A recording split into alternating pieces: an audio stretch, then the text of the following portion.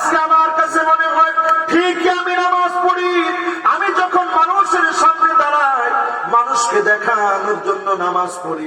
এইরকম অসংখ্য নামাজি সারা বাংলাদেশে থাকলেও ফরিদপুরে না আছে। কি বলেন আছে? আমি কয়েকটা কথা বলি, একটু মিলিয়ে দেখেন তো এরকম নামাজে আছে। শুধু মানুষকে দেখানোর জন্য নামাজ পড়ে, এরকম আছে? এরকম আছে? এরপরে দেখবেন যদি কেউ না দেখে, কানাকৃতিকা মুরগি যেভাবে ঠোকর দেয় আধার খাওয়ার জন্য, এইরকম ঠোকর দিয়ে দিয়ে সেজদা দেয়, এমনও অভিনয়কারী নামাজ এখন আছে না না? আমি পরে কি বলেন, ইয়ামসাসকুম করহুন ফাকাদ মাসাল কওমা করহুম মিসলু, সেই রকম আঘাত নবী তারা তোমাদেরকে দিয়েছে, ওই রকম আঘাত তো তারাও খেয়েছে বদরের প্রান্তে। ও নবী, মন খারাপ করো না। এরপরে আল্লাহ সান্ত্বনা দেন, ওয়াতিলকাল আইয়ামু নুদাবিলুহা বাইনান নাস। আল্লাহু আকবার। দিন সব সময় এক সমান যাবে না, দিন সব সময় একরকম চলবে না, সব সময় মানুষ মজলুম হবে না। এক সময় প্রতিবাদ আসবে, এক সময় কণ্ঠগুলো ছুটবে, এক সময় জালেমের পক্ষে আল্লাহর বিজয়। আল্লাহ রাব্বুল আলামিন জালেমকে ধরবে, মজলুমের পক্ষে মালিকের বিজয় চলে আসবে। ঠিক কিনা বলে? এরপরে আল্লাহ রাব্বুল আলামিন বলেন, এই যে আল্লাহ রাব্বুল আলামিন এই অবস্থায় রাখছেন পৃথিবী, সারা পৃথিবীর একটা দুইটা না 36টা দেশের মধ্যে এখন যুদ্ধ চলতেছে। একটা আওয়াজ করে বলেন তো কয়টা দেশ? সবাই বলেন তো কয়টা দেশের মধ্যে যুদ্ধ চলছে? 36টা দেশের মধ্যে যুদ্ধ চলছে। এর মধ্যে উল্লেখযোগ্য আমাদের হৃদয়, আমাদের প্রাণ, উল্লেখযোগ্য জায়গা ফিলিস্তিনে মুসলমানদেরকে অকাতরে মারা হচ্ছে। এই কয়েকদিনের যুদ্ধে, এই কিছুদিন ধরে চলমান সংকটের যুদ্ধে 18,000 মুসলমান শহীদ হয়ে গেছে। ও ঘুমন্ত মুসলমান, একটা বার চিন্তা করে দেখেন, তারাও তো আমার মতো মানুষ। আমার হাতের ভিতরে যদি একটা আঙ্গুল কেটে যায়, মাথা ব্যথা শুরু হয়ে যায়, কাজাসাদিন ওয়াহিদ, তারাও তো আমার মতো মানুষ, আমার মতো মুমিন। আমার ভাইকে শহীদ করে দেওয়া হচ্ছে, সারা দুনিয়ার মুসলমান ঘুমায় আছে, সারা দুনিয়ার মুসলমান তাকায় তাকায় দেখতেছে। একমাত্র ফিলিস্তিনের মুসলমানরা ভুক্তভোগী। ফিলিস্তিনে আমার মুসলমানেরা মজলুম হতে হতে দেয়ালে পিঠ থেকে গেছে। ইহুদিরা বারবার মুসলমানের উপরে ঝাঁপায় পড়তেছে। কোন কারণে মুসলমানদেরকে মারা হচ্ছে? আজকের এই মাহফিলে খেয়াল করে শোনেন, রেড হফার বলেন কি? রেড হফার। রেড হফার মানে হচ্ছে লাল গরু। এতদিন ধরে ইহুদিরা লাল একটা গরু তাদের খামারের ভিতরে জন্ম নিবে, 10ম রেড হফার, 10 নম্বর লাল গরু জন্ম নিবে, এই প্রত্যাশায় দিনের পর দিন তারা অপেক্ষায় আছে। কারণ তাদের প্ল্যান হচ্ছে রেড হফার লাল বাছুর যখন জন্ম নিবে, তখন তারা এই বাছুরটাকে পাহাড়ের চূড়ায় নিয়ে এই বাছুরটাকে জবাই করবে, মাউন্ট টেম্পলে নিয়ে তারা জবাই করবে এই বাছুরটাকে। যখনই জবাই করবে তখনই তাদের চিন্তা, এরপরে তাদের প্রভু দাজ্জাল এই পৃথিবীতে আত্মপ্রকাশ করবে। জোরে কন্যা। এখন আপনি প্রশ্ন করবেন, হুজুর তাহলে বাধা কোথায়?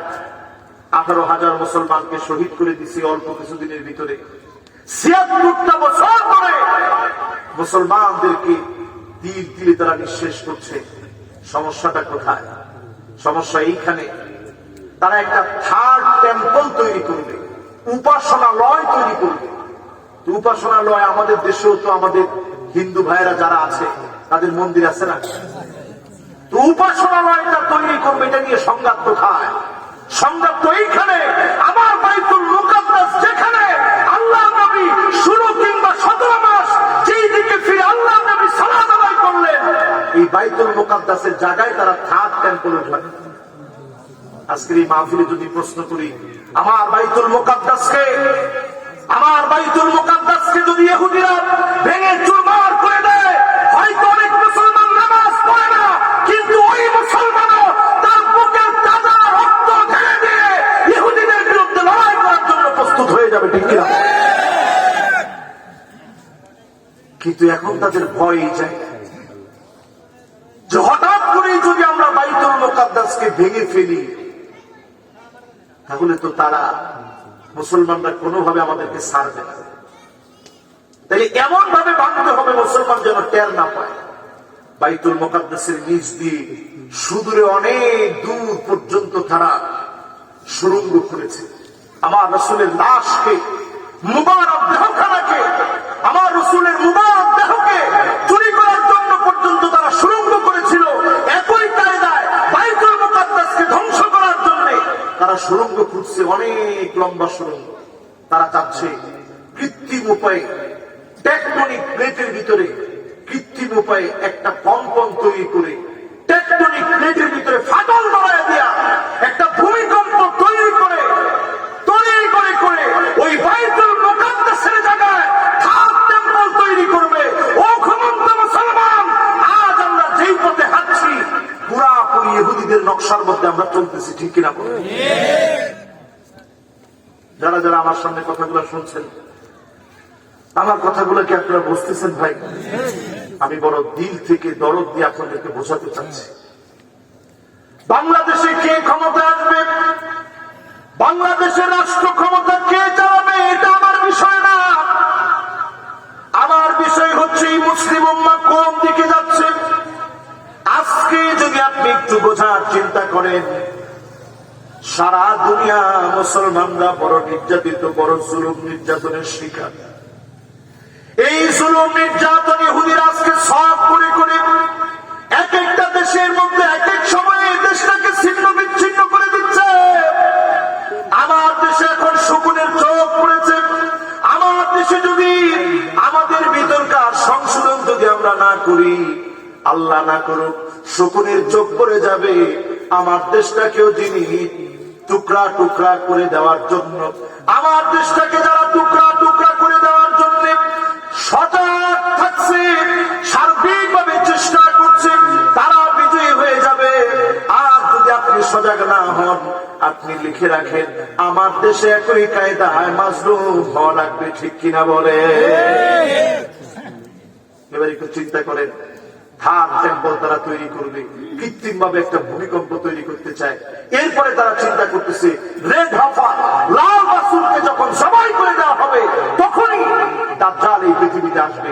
দাজ্জাল তো আসবে ইমাম মাহদী আলাইহিস সালামের 6 বছর পরে। জোরে কোন কয় বছর? 6 বছর। কিন্তু আল্লাহর নবী বলে গেলেন এই পৃথিবীতে দুইটা দল হবে। একটা দল হবে মুমিনদের, একটা দল হবে মুনাফিকদের। একটা দল হবে মুমিনদের, আরেকটা দল হবে মুনাফিকদের। আজকে আমার কাছে মনে হয় ঠিকই আমি নামাজ পড়ি, আমি যখন মানুষের সামনে দাঁড়াই, মানুষকে দেখানোর জন্য নামাজ পড়ি। এইরকম অসংখ্য নামাজি সারা বাংলাদেশে থাকলেও ফরিদপুরে না আছে। কি বলেন? আছে। আমি কয়েকটা কথা বলি, একটু মিলিয়ে দেখেন তো এরকম নামাজে আছে। শুধু মানুষকে দেখানোর জন্য নামাজ পড়ে, এরকম আছে? এরকম আছে।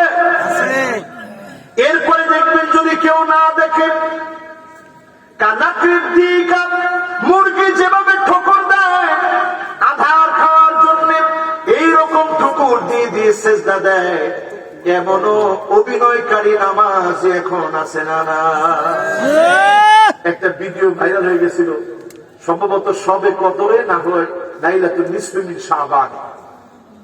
উনি এরকম মুনাজাত করে কাঁদতেছে, কান্নার পাশেই আরেকজনকে বলছে তুই ভিডিওটা করে বল, ছবিটা ওঠা। হাইরে মুসলমান, সত্যিকার অর্থে আজকে আমরা মাজলুম কেন? আমরা আমাদের নিজেদের ঈমানকে জাগ্রত করতে পারিনি, ঠিক কিনা বলেন? এই মাহফিলে বসে একটু চিন্তা করেন, এমন কিছু নামাজি পাওয়া যাবে একেবারে শেষ সময় গিয়ে নামাজ পড়বে, এরকম নামাজি আছে না? এমন কিছু নামাজি আছে সারা পথ হেঁটে হেঁটে আসে, নামাজের সামনে এসে অলস হয়ে যায়, বরং এরাই মুনাফিক মুসল্লি, ঠিক কিনা বলে? এই জন্য আমার ভাইয়ের আল্লাহর হাবিব বলে গেলেন, লা তাকুমুস সাআতু, ততক্ষণ পর্যন্ত এই দুনিয়া শেষ হবে না, হাত্তা তুত্তাখাদাল মাসাজিদু তুরুকাত, মসজিদগুলোর সামনে রাস্তা হয়ে যাবে, রাস্তা দিয়ে মানুষ হেঁটে হেঁটে চলে যাবে, মাগার নামাজ পড়ার জন্য মুসলমানের সন্তানেরা ঢুকবে না, ঠিক কিনা বলে? এরকম কি আছে ভাই? কয় পার্সেন্ট আছে? একজন মুরব্বী বলছে 90% হয়ে যাবে, যে আলামত দেখি। এরপরে আল্লাহর হাবিব বললেন, এমন সময় আসবে, আমি একটু সতর্ক করি আপনাদেরকে, আর কয়দিন সময় পাবো জানি না। আল্লাহর হাবিব বললেন, এমন সময় আসবে, ইয়াতাসাফাতু ফিত তারিক তাসাফুদাল হামিদ, একটু খেয়াল করে শুনেন, এমন সময় আসবে মানুষ এতটা নির্লজ্জ, এতটা বেহায়া হবে, পশুর চাইতে বেশি বেহায়া মানুষ হয়ে যাবে, ঠিক কিনা বলেন? এই কয়েকদিনের একটু নিউজ আপনারা ঘেটে দেখবেন, একজন পুরুষ বিয়ে করছে 7 জন মহিলাকে, ঠিক দেখছেন না আপনারা? আবার বেহায়ার বেহায়া একজনে বিয়ে করছে 7 জন, কুষ্টিয়া কি জানি না, রোজিবুল, আমার এলাকার লোক, আমার এলাকার গর্বের সাথে আমার গর্ব করে বলতেছে। এরপরে তাকে আবার জিজ্ঞাসা করছে যে আপনি কিরকম বোধ করতেছেন? সে বলতেছে আমি গর্ভবতী। আপনি ইউটিউবে দেখেন, সে নিজে বলছে যে আমি গর্ভবতী, যে আমি 7টা বিয়ে করতে পেরেছি। জিজ্ঞাসা করলো কেন 7টা বিয়ে করলেন? বলছে আমি গর্ভবতী যে 7টা বিয়ে করতে পারছি, আমি এক একজনকে সময় দেওয়ায় কমতি করি না, 2 দিন করে এক একজনকে সময় দেই। আমার একটা ইচ্ছে ছিল যে আমি 7টা বিয়ে করব, এটা পুরা হয়েছে। আমি এখন দেশ ও জাতির কাছে ক্ষমা চাই যে আপনারা মাফ করে দিন, বিয়ে তো করার করে ফেলছি। সে মানত পুরা করছে। অথচ চিন্তা করেন, গাইলান বিন সালামা আত-তাকাফি নবীর একজন আদরের সাহাবী ছিলেন। ওনার 10 জন স্ত্রী ছিল। কয়জন? নবীদের কাছে আসছে, ইয়া রাসূলুল্লাহ আমার তো 10টা স্ত্রী। আল্লাহ নবীর সামনে এসে 10 জন সহ তিনি ইসলাম গ্রহণ করলেন। রাসূল বললেন, ফাখতার মিনহুন্না আরবা'a, এখনই তোমার দায়িত্ব হচ্ছে তুমি এই রকম 10 জন থেকে, এই 10 জন স্ত্রী থেকে তুমি এখনই চুজ করে নাও, পছন্দ করে নাও 4 জনকে। 4 জনের বেশি একজন তুমি রাখতে পারবা না, কারণ এরপরে যে স্ত্রীরা আছে, এই স্ত্রীর গর্ভ থেকে যদি কোনো সন্তান হয়, এটা 4 সন্তান হবে, কারণ শরীয়ত এটাকে এলাও করে না, ঠিক কিনা বলেন? তাহলে ইসলাম কিসের অনুমতি দিছে? এক সময় মানুষ 100 বিয়ে করত, 200 বিয়ে করত। ইসলাম 4 পর্যন্ত একটা সংখ্যা বেঁধে দিয়ে, ইসলাম একটা সংখ্যার ভিতরে মুসলমানকে আবদ্ধ করে দিয়েছে।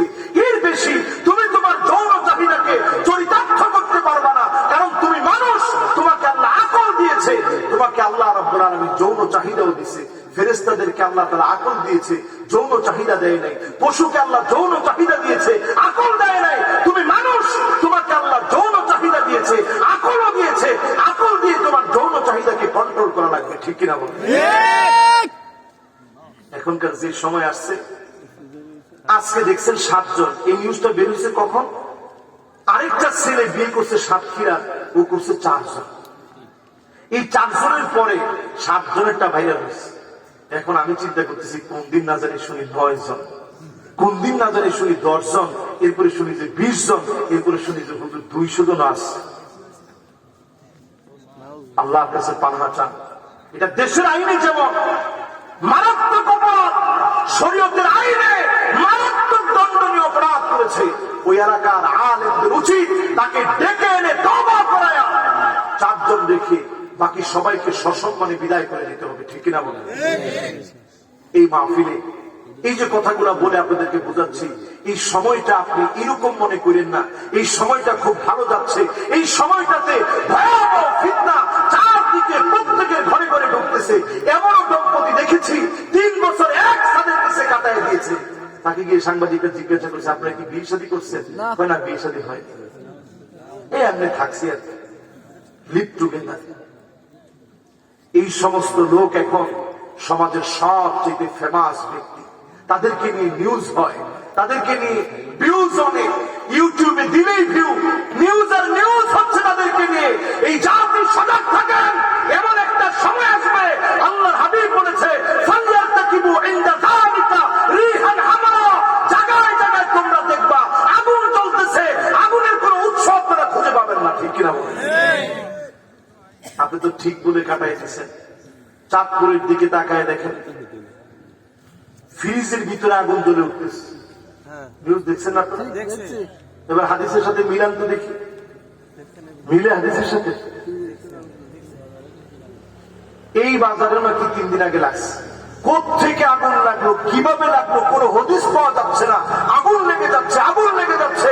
আল্লাহর হাবিব বলছে, যখন মানুষের ভিতরে অন্যায় বেড়ে যাবে, ফালিয়ারতাকিবু ইনদা যালিকা রিহান হামরা, চতুর্দিকে বাতাসের সঙ্গে আগুন আর আগুন আগুন। সেখানে বিদ্যুৎ ম্যানকে নিয়ে যাওয়া হলো।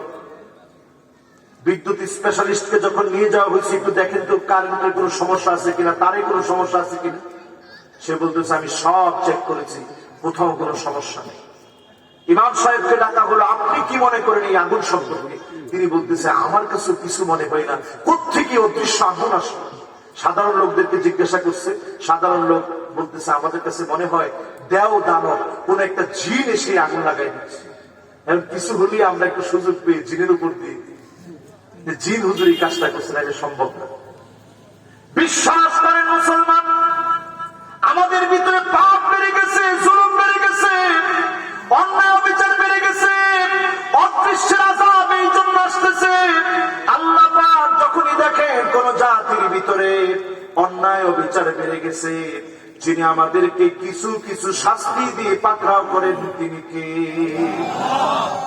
এই শাস্তিগুলো আসতেছে, অদৃশ্য অনেক আযাবগুলো আসতেছে। ভূমিকম্প আমার দেশে ক্রমাগত বেড়ে যাচ্ছে, ভূমিধস হচ্ছে, অদৃশ্য আগুন লাগা শুরু হয়ে গেছে। ফ্রিজের ভিতরে আগুন, শোকেসের ভিতরে আগুন, তোষকের নিচে আগুন, খাটের নিচে আগুন, বালিশের নিচে আগুন। এই যে আগুন শুরু হয়ে গেছে, আমি ওই ভাইদেরকে বলবো, এখনই এলাকাবাসী নামাজের দিকে দৌড়ান। হতে পারে যিনি মাফ করে তওবা কবুল করে যিনি আমাদেরকে হেফাজত করবেন, তিনি কে?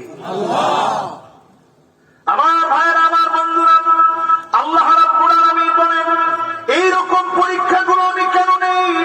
ওয়ালিয়া'লামাল্লাহুল্লাযীনা আমানু ওয়া ইয়াত্তাখিযা মিনকুম শুহাদা।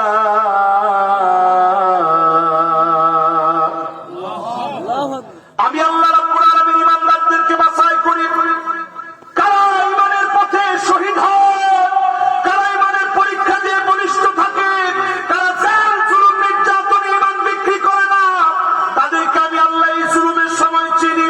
আপনি এই জুলুমের সময়ে, জালেমদের জুলুমে আল্লাহ পাক আপনাকে ঠিকই চিনে নেবেন। যিনি আপনার জন্য জান্নাতের দরজা